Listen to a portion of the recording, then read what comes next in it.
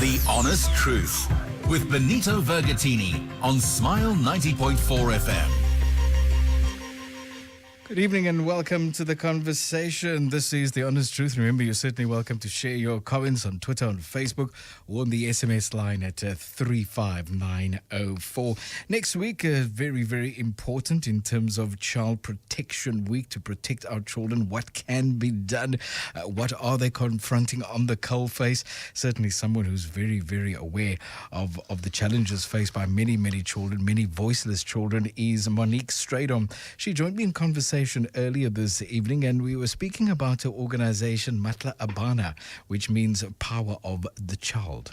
Yes, I went through a life-changing experience, and I committed after I survived that I would come back to South Africa and help our people, and that sort of just came on my way: child rape and child abuse.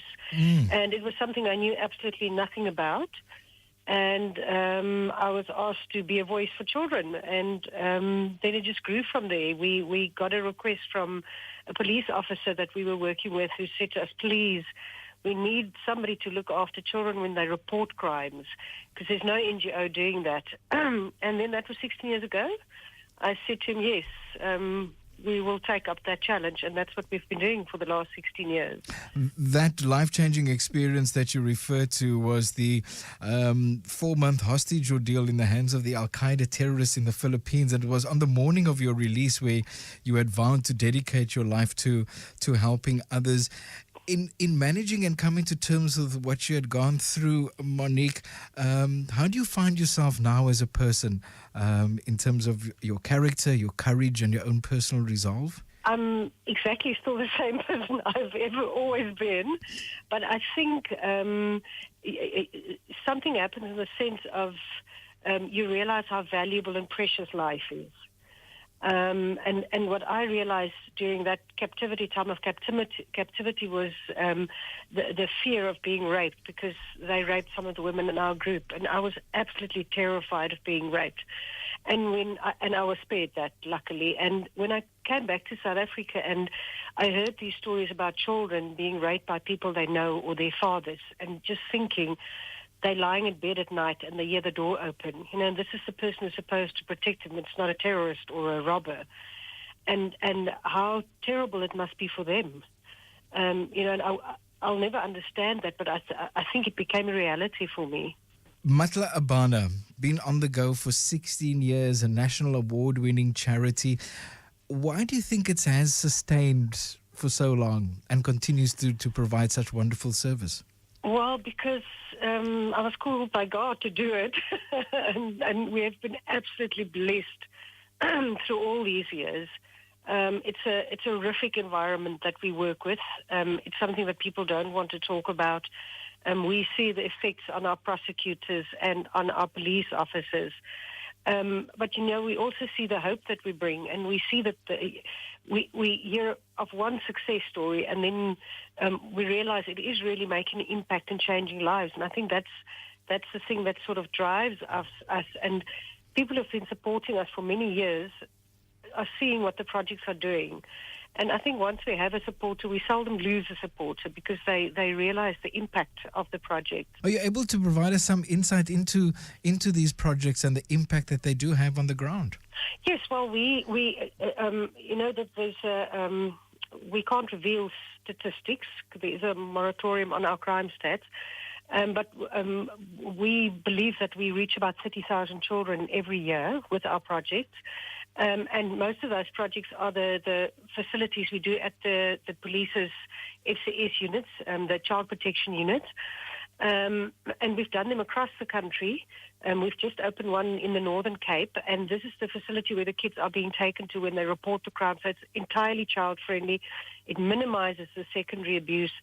And it just leads to quicker disclosures and better results when they deal with the child. And then the other big project we do is the comfort packs, which is basically an emergency pack that we give to the police. So when a kid reports the crime, they will get that pack. And what I think people don't realize is that it can be a very long process.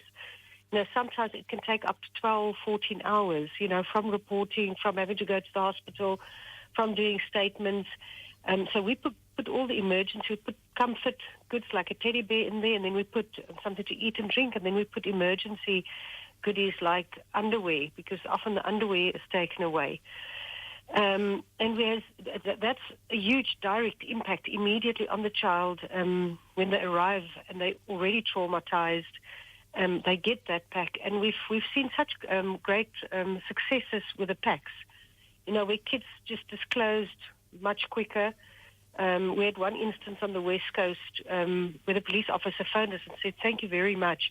And not only did it help the child, but when I gave the child the pack, the kid disclosed immediately, and we could arrest the perpetrator, which was known. And when they got to him, he was already getting ready to run. So had the child, did it take a bit longer for the child to disclose, he might have gotten away. So, and it's actually such simple things we put in the packs, but if you think it's in a moment of extreme trauma, and the kid receives that, and they feel like a human being, and they feel that they're supported, then, they have faith, I think, in society again. And that's huge. That is, yeah. That is. And I think what people don't realize is that we don't have a sympathetic reporting system. I mean, it's very similar in the rest of the world. You have to go to a police station. You've got to go to the doctor. It's normally an emergency room where you see all the stab victims and the blood and the gore and the drunk people. The court process in itself is very traumatic. So, we just say if we can just make that bit of difference in that child's life, the chances of them dealing with the trauma is so much better. And also getting successful convictions, because we need these people to be taken out of society. Beyond that particular process where you intervene as Matla Abana, what sort of psychological support do the children receive thereafter? That's a very sad thing. We're not involved in the aftercare at all. And we ran a campaign a few years ago, and we got in big trouble about this campaign, and it said that only rich kids can afford to be raped. And that's the reality. Thousands of kids go through the system who've been raped and abused, and there is just no therapy services, for instance. The government doesn't offer therapy services. There's no restorative sentencing in the sense of let the perpetrator pay for therapy for the victim. There's nothing like that in place. So many of these kids go back into their environments and they have to go on with their lives, and we expect of them to have normal lives, and it's basically impossible. So it's actually very sad. The whole system just fails the children in this country. Do you find yourself, Monique, actually advocating for something like restorative justice? Yes, it would be fantastic if we can get that in place. The other big problem is that often these perpetrators aren't people who can afford. They can't afford to pay anything. So they'll just go into the prison system and they'll just stay there, where they most probably will be treated better than the child who has to continue with their life. We actually ran a pilot project a few years ago where we took 43 children and we did play therapy for them, and these were kids who were going through the court process, and they were absolutely too traumatized to testify. And we only did play therapy. We did nothing that had to do with their cases, because we didn't want to contaminate their witnessing or their testimony. And at the end of the year, none of those kids could actually go back to court. They were so traumatized that even the therapy we did not help. And you see many of these kids arriving and cases being made, and then cases have to be dropped because the kids just can't testify. Child Protection Week next week, Monique. What will be the focus of Matla Abana? Yes, we're running a project at the schools. We've actually started this week in Gauteng, and then next week we will be in the Western Cape. We've got a fabulous character called Smiley, and Smiley is going to go to some of our schools and just talk about the dangers of today, the modern-day dangers. And people will be surprised to know that you still get the people who try and pick kids up from the streets. And then we also talk about the cyber dangers, because that's become a big reality, especially with kids now on Facebook and social media. So we do this whole project. We visit the schools. We go with a SAPS FCS unit. So if there is any disclosures, kids can report directly to the police. And then we're running various awareness campaigns next week. And how can we support you? Yes, we have a campaign that we're running with Smile. And we've got celebrities like Karen Zoid. You might hear the Karen Zoid ad on your radio, where we ask people to support us by buying a comfort pack. These packs are really expensive. They can be up to 200 Rand a pack. So if people can donate one pack, it'll make a huge difference. We have a Facebook page. It's called Voice a Smile, because we're all saying we're voices for the children.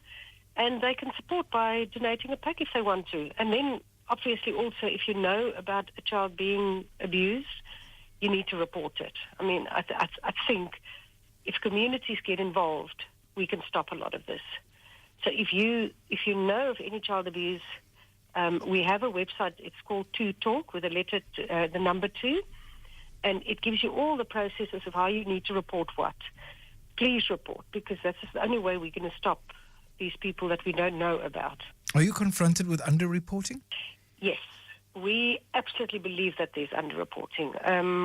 We heard this week the stats of 41% of all rapes that happened in the last three years are children, and they gave a number. I can't remember how many minutes a child is being raped or how many kids a day. We believe there are serious underreporting. Absolutely. I think we get nervous when we hear crime stats, and the crime stats say sexual offences have gone down, because it means that people are not trusting the system. We don't know what the real stats are. We are in conversation with the Centre of Disease Control in Atlanta. They've got a fantastic a project called Violence Against Children Survey, VAX, and they actually go into African countries and they do research. And their research is done over a period of time in various age groups in various regions. And we believe if we can get a study like that into South Africa, then we might be beginning to see real statistics. But until that time, I think we can just speculate on numbers we're getting. Because if we have a truer picture of what we're confronting, then we can best sort of muster those resources and tackle this. Yeah, and there was a research a few years ago where somebody stated that only 9% of all child rapes are being reported. So if you look at the stats that we heard this week, that a child is raped, or 46 children are raped every day, and it's only 9%, it's terrifying. It's actually terrifying. No, it is. So we can't do anything in response. We can't do preventative measures until we know what we have to prevent. And now, at this stage, we're only responding. We're only responding to the problem. Matla Abana, do you have a website, Monique?